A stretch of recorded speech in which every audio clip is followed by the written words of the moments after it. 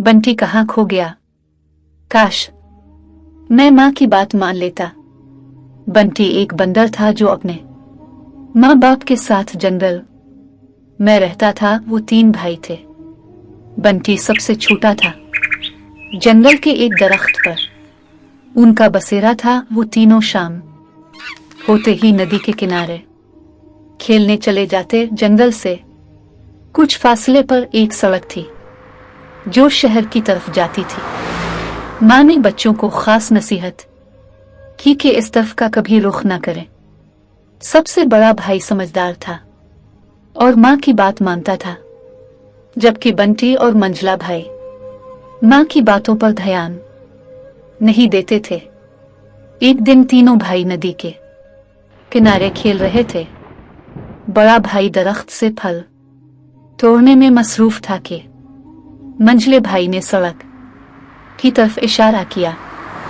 दोनों बड़े भाई की नजरों से बचकर सड़क की तरफ आ गए। कभी वो दोनों आगे जाने का सोच ही रहे थे कि अचानक एक तेज रफ्तार जीप वहां आई और किसी ने बंटी को पकड़कर जीप में डालकर ले गए। मंझला भाई ये सारा मंजर देख के हक्का बक्का रह गया। जब बंटी को होश आया तो इसने खुद को एक पिंजरे में बंद पाया। इसने आसपास नजर दौड़ाई। हर जगह पिंजरे ही पिंजरे थे जिनमें मुख्तलिफ जानवर कैद थे। वो एक खूबसूरत बागनुमा जगह थी जहां लोगों का बड़ा हुजूम था। बाद में उसे पता चला कि वो एक चिड़ियाघर में है। इसके पिंजरे में और भी बंदर थे। वो सब भी अपने घर वालों से बिछड़े हुए थे। पहले तो बंटी बहुत आदास हुआ। उसे घर की याद सताने लगी। फिर उसे माँ की वो नसीहत याद आई, काश मैं माँ की बात मान लेता।